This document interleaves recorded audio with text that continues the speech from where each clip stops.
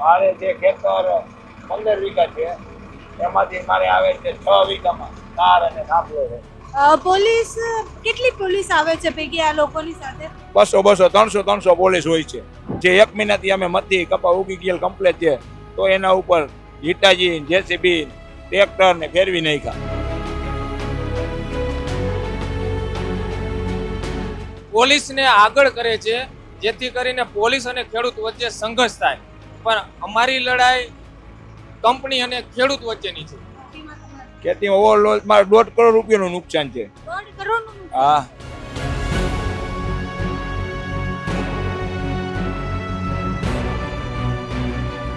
હવે 15 વીઘાનું ખેતર હોય બેન, તમે વિચાર કરો 3 કરોડ રૂપિયાની નુકસાની ડાયરેક્ટ આજની તારીખમાં અમને આવે. તમારી શું માંગણી છે? તમને કયા પેટે વળતર મળવું જોઈએ? કેમનું વળતર? અમારે અત્યારે 40 લાખ રૂપિયાનો વીઘો છે એટલે અમારે અત્યારે ઓલરેડી વીઘે 20 લાખ રૂપિયાની નુકસાની છે એટલે અમને 20 લાખ રૂપિયા લેખે વળતર મળવું પડે વીઘાનું. સ્પષ્ટ લખેલું છે કે સંપૂર્ણ વળતર પહેલા એડવાન્સમાં આપવાનું, પછી કામ કરવાનું. તો સંપૂર્ણ વળતર એડવાન્સમાં આપવામાં આવે.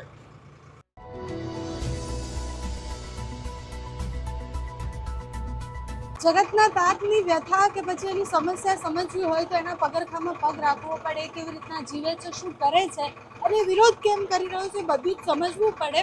અમે અત્યારે ખેતરમાં જઈ રહ્યા છીએ જ્યાં વીજ પોલ નાખવાની કામગીરી ચાલુ છે, જ્યાં વિરોધ થયો હતો ગઈકાલે. જેનું એક ખેતર છે, એમની સાથે વાત કરી. એ ટ્રેક્ટર ચલાવે છે અત્યારે, એટલે એમની સાથે ઓછી વાત કરીશું, પણ બીજા બધા લોકો જે છે એ ગયા હતા આવેદન આપવા માટે. એમની સાથે વાત કરીશું.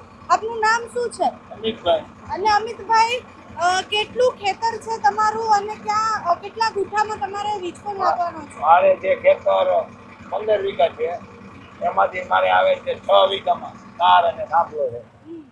અચ્છા, અને એ 4 વીઘાના કેટલા પૈસા આપે છે તમને? 4 વીઘાને તો કાંઈ નથી આપતા, જંત્રી પ્રમાણે આપે. ગણતરી પ્રમાણે? હા, વીઘાના 2-3 લાખ રૂપિયા જેવું થાય ને અત્યારે અમારે અહીંયા વીઘાની 40 લાખ રૂપિયા કિંમત છે. અચ્છા, અને આવા કેટલા ખેતરોમાં નખાવાના છે? આવા તો ઘણા હજારો ખેતરો હોય, હજારો ખેતરોમાં આવી લાઈન નીકળે છે. અચ્છા, તો કાલે તમારે ત્યાં નાખવા આવ્યા હતા ને પછી વિવાદ થયો તો બબાલ થઈ ગઈ? હા, બબાલ થઈ હતી. અમને બધાને રિટર્ન કરી નાખ્યા હતા અને મારકૂટ કરેલ છે પોલીસ વાળાએ અને બધાએ દમન કરેલ છે. અમુકને હોસ્પિટલમાં એડમિટ કરવામાં આવેલ હતા. અચ્છા, તો તમે લોકો જ્યારે કાલે જ્યારે વિરોધ થયો હતો બધો, ત્યારે પોલીસે ખૂબ માર્યું બધાને, તો એનું કારણ શું હતું? કેમ આટલા બધા ઉગ્ર? અમે કામ બંધ કરાવવા માટે ગયા એટલે અને કેટલા ટાઈમથી આવું આંદોલન કરો છો તમે? આને 10 દિવસથી હાલે. અને તમારી જમીન પર શું વાવો છો? ખેતી શું કરો છો? કપાસ કપાસ કરો છો? તો અત્યારે કપા ઉગી ગયેલ કમ્પ્લેટ છે. 1 મહિનાથી અમે મતી કપા ઉગી ગયેલ કમ્પ્લેટ છે તો એના ઉપર હિટાજી જેસીબી ટ્રેક્ટર ને ફેરવી નાખ્યા. એને કાયદેસર એનો હક તો 67 મીટરનો જ છે. એ સિવાયના અનેક જગ્યામાં બધો કપા બપા બધું કાઢી નાખ્યું હોય એના વાહનો લાવવા માટે.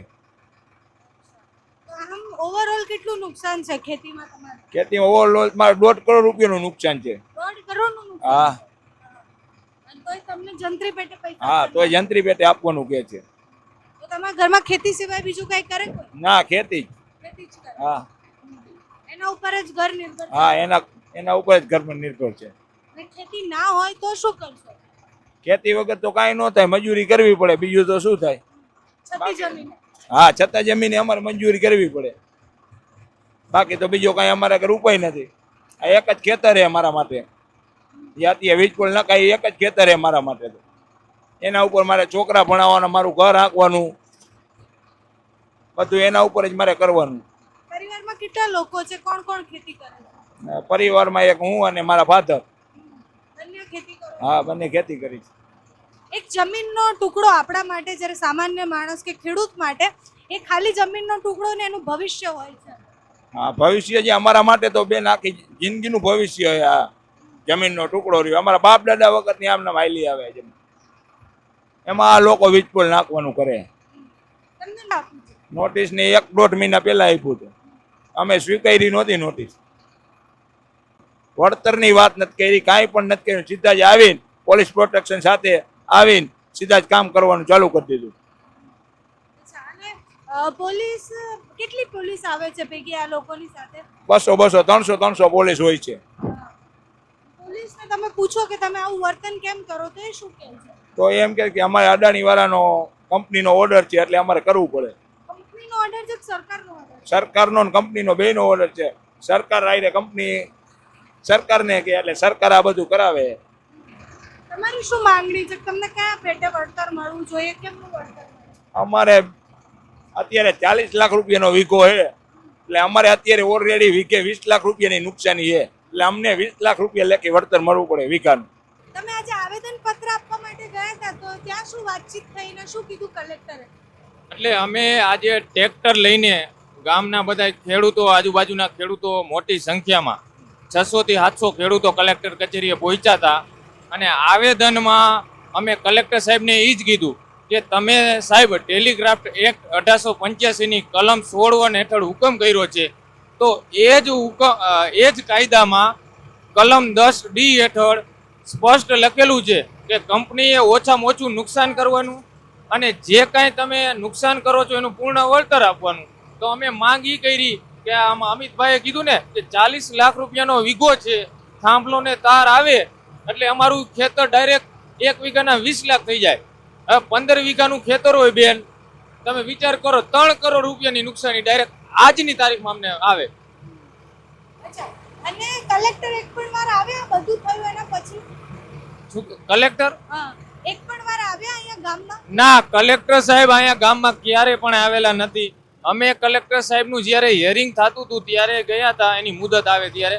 બાકી કલેક્ટર સાહેબ અહીંયા આવેલા નથી. આવેલા છે 2 વખત પણ એ SDM સાહેબ આવેલા, નાયબ કલેક્ટર. કલેક્ટર સાહેબ નથી આવેલા. અચ્છા, કેટલી જમીન છે જેના સંપાદનમાં ને એમાં તકલીફ છે અત્યારે?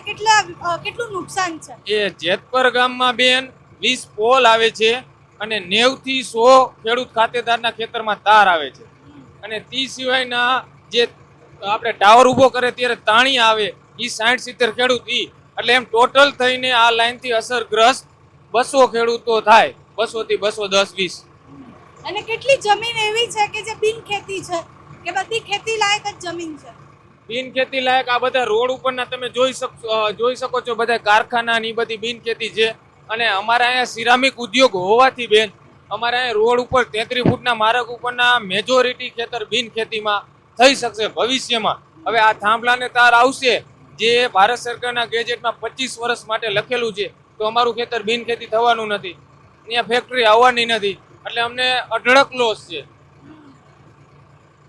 ખેડૂતો અહીંયા ખેતી સિવાય બીજું કઈ કરે?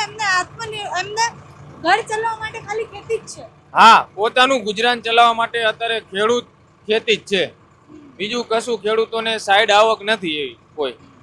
અચ્છા, એકવાર વીજ પોલ નખાઈ જાય એના પછી જે એની આજુબાજુની જમીન છે એને બી એટલો જ ઇફેક્ટ થવાનો? શું કે આજુબાજુની જમીન જે છે આજુબાજુની એને એટલો જ ઇફેક્ટ થાય, ત્યાં બી ખેતી તો ન જ કરી શકે ને બેન. એટલે આમાં ખેતીમાં અમને નુકસાન રહે, અમારા જીવને જોખમ છે. આપણે હમણાં નખત્રાણાના ગામ હતું મોટા વોલકા, અહીંયા તાર પડ્યો નીચે એટલે આવી હવે અનેક દુર્ઘટના ઘટે છે. હવે અમારે સવારથી સાંજ ખેડૂતને કામ કરવાનું, અમારા પશુધન હોય બધું હોય એટલે અમારે આ 25 વર્ષનો કોન્ટ્રાક્ટ હોય તો 25 વર્ષ સુધી અમારા જીવને જોખમ. આજુબાજુના વિસ્તારમાં તાર તૂટે તો એનું કઈ નક્કી ન હોય, ઉડીને ક્યાં જાય તાર. એટલે અમને નુકસાન બહુ છે. માંગણી શું છે તમારી? માંગણી અમારી એક જ છે બેન કે ટેલિગ્રાફ્ટ એક્ટ પ્રમાણે હુકમ કલેક્ટર કરે તો એ જ કલેક્ટરને કંપનીને આદેશ કરવો જોઈએ કે ટેલિગ્રાફ્ટ એક્ટ પ્રમાણે વળતર આપે. બરોબર, જેટલું પણ નુકસાન ખેડૂતોને થાય છે એ તમામ નુકસાન આપે. અને બીજી માંગણી એ કે કેન્દ્ર સરકારની ગાઈડલાઈનમાં સ્પષ્ટ લખેલું છે કે સંપૂર્ણ વળતર પહેલા એડવાન્સમાં આપવાનું પછી કામ કરવાનું, તો સંપૂર્ણ વળતર એડવાન્સમાં આપવામાં આવે. અચ્છા, પોલીસ સાથે ખેડૂતનું આટલું ઘર્ષણ કેમ થાય છે અહીંયા? એટલે આ અદાણી કંપની છે, કલેક્ટર સાહેબે ઓર્ડર કરી દીધો છે એટલે પોલીસ પ્રશાસન પ્રોટેક્શન એને આપે છે. એટલે કંપની પૈસા ભરીને બહુ મોટું પ્રોટેક્શન લાવે છે. એટલે પ્રોટેક્શન લાવીને ખેડૂતને ખેતરમાં જવા નથી દેતા, એક ખેતર આગળ ઊભા રહી જાય છે. અને જાણી જોઈને કંપની, પોલીસ અને ખેડૂત વચ્ચે પ્રશાસન અમને સંઘર્ષ કરાવી રહી છે. પોલીસને આગળ કરે છે, જેથી કરીને પોલીસ અને ખેડૂત વચ્ચે સંઘર્ષ થાય. પણ અમારી લડાઈ કંપની અને ખેડૂત વચ્ચેની છે. પોલીસનો રોલ જ નથી, પણ જાણી જોઈને પોલીસને કંપની આગળ ધરે છે. એટલે ખેડૂતની જે સમસ્યા છે એકદમ સરળ અને એકદમ સિમ્પલ વાત છે એમની કે અમને જેટલું નુકસાન છે એટલું અમને વળતર આપો, અને એ વળતર ન મળે તો અમે જમીન કેમ આપીએ, એમાં અમારો શું ફાયદો? અમે તો જીવનભર જ્યાં સુધી એ વીજ પોલ છે ત્યાં સુધી અમારે ખેતીમાં તકલીફ પડવાની છે, જીવનો જોખમ છે, અને વળતરના નામે પણ તમે જે વળતર આપો છો એનાથી અમારું શું થશે? એટલે પહેલાં ખેડૂતની સમસ્યા સમજવી પડે, એમની સાથે વાત કરવી પડે. એટલે કોઈ પણ એવું કહેવાય કે સમસ્યા છે તો પહેલાં એને સાંભળવું પડે, અને સાંભળીએ તો વાતચીત થાય ને ખબર પડે કે એ લોકોની માંગણી શું છે. જો સરકાર આમાં વચ્ચે પડી કાં તો વીજ કંપની, બેમાંથી કોઈ પણ ખેડૂતને માત્ર સાંભળે અને સમજે ને તો પણ આનું સોલ્યુશન આવી શકે છે. આટલા મોટા સંઘર્ષની કોઈ જરૂરત નથી જો માત્ર ખેડૂતને સાંભળવામાં આવે તો.